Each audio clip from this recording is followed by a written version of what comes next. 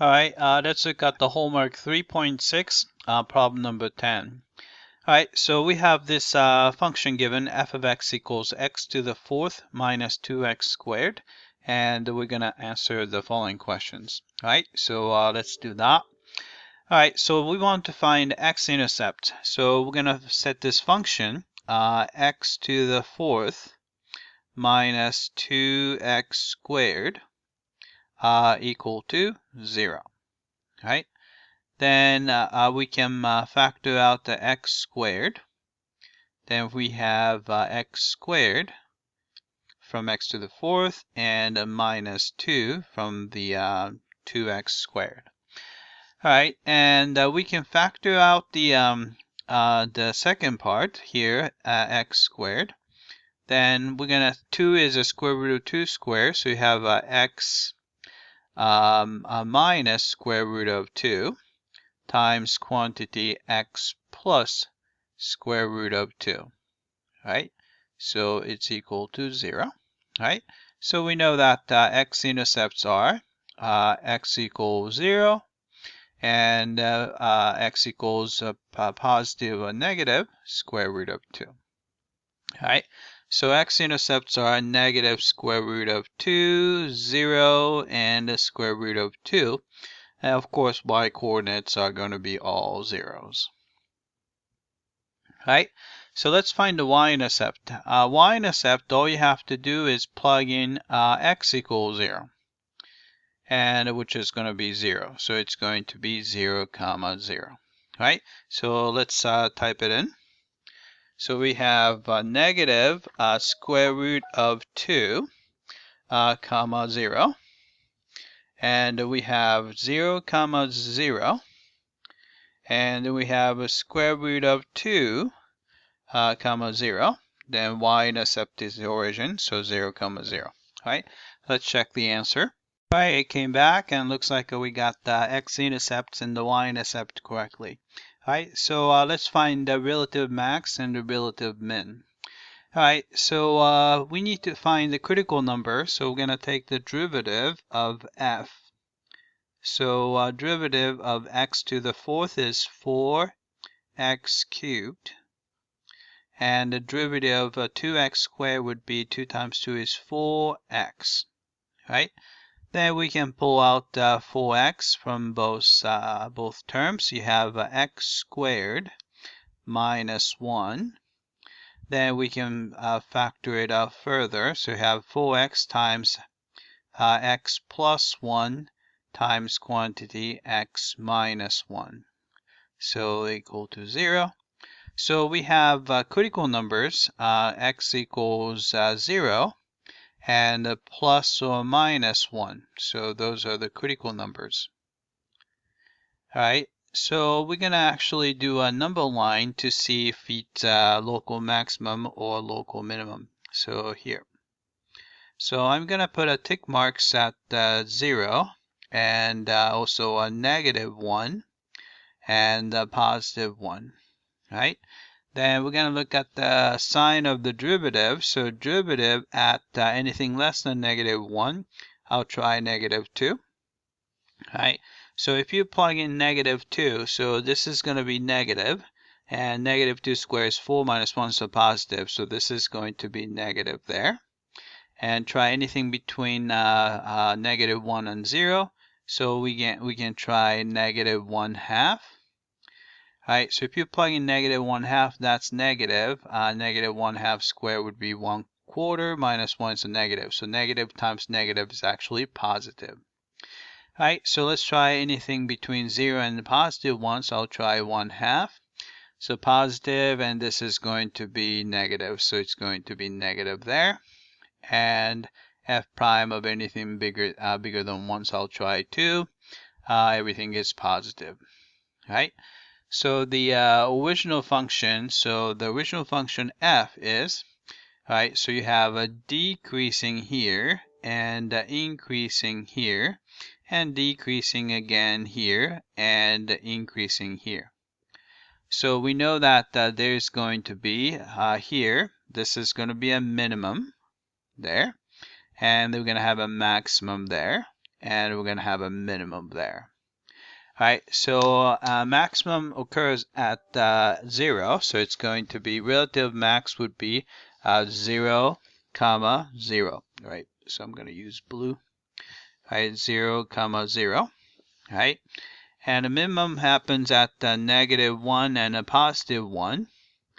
And the corresponding values are, so f of -1 is going to be 1 minus so 2. So this is going to be -1. So -1. And f of +1 is going to be actually the same, 1 minus 2. So it's going to be -1. So it's -1. All right, so let's type those guys in. All right, so relative max is at the origin, 0, comma 0. And relative min happens at -1 and the +1. And it's a -1, comma -1, and the +1, comma -1. All right, so let's check the answer. All right, that looks like I got the relative maximum and the relative minimum correctly. All right, so let's find the points of inflection. All right, so we need to look at the second derivative. So we're going to take the f double prime of x. So derivative of the first derivative, so 3 in front, 3 times 4 is 12x squared minus 4. All right, so we're going to pull out 4 from both terms. So we're going to get 3x squared minus 1. Right, and then this is equal to 0.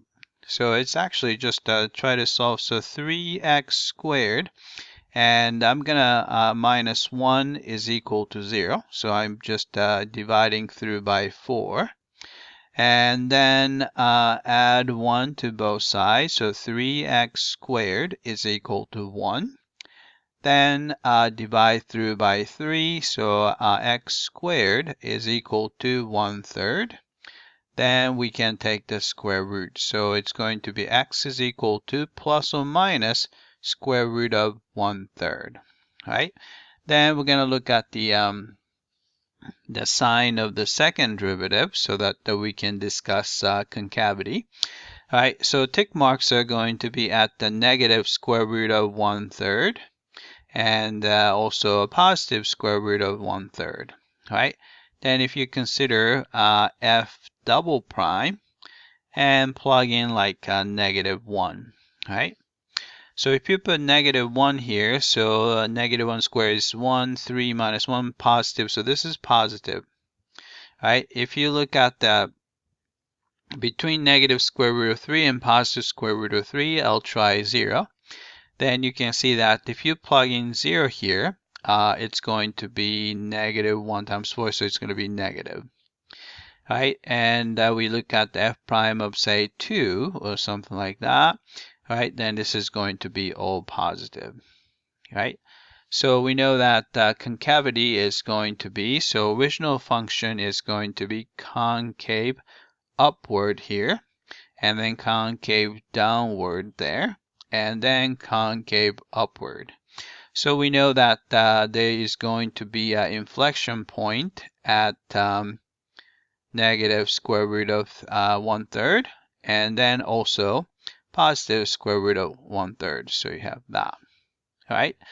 Then if you find the corresponding value, f of negative square root of 1/3. Since this is an even function, it's going to give you the same value. So these are actually going to have exactly the same value. But this is going to be, let's see, so square root of 1/3 square would be 1/3, and then you have to square it again. So 1/9 minus 2/3. All right, so this is going to be, let's see, common denominator is 9. 1 minus, you have to multiply by 3, 6. So it's going to be -5/9. Right? So point of inflection is negative square root of 1/3, comma, -5/9.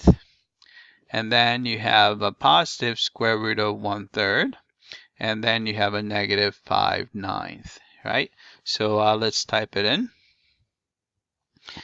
All right, so we got the negative square root of 1/3,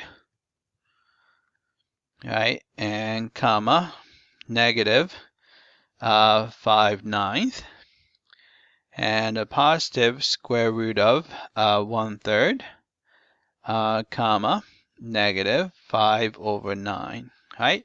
So let's check the answer. All right, I came back and looks like we got both inflection points correctly, right? And the horizontal asymptotes and the vertical asymptotes. You can see that this is just a polynomial function. Actually, there is no horizontal asymptote, so it does not exist. And also, it does not blow up anywhere, so it's actually, there's no vertical asymptote either, right? And let's check the answer. All right, I came back and looks like we got the horizontal and the vertical asymptote correctly. It just didn't have one. All right, then here. So we're gonna try to find the correct picture. We're gonna say, let's see if you look at this inflection points. So inflection points is gonna be at a negative square root of 1/3 and positive square root of 1/3. All right, so it looks like the first picture looks pretty good, and looks like there's inflection points there. And this one, yeah, this looks like this is the correct right one.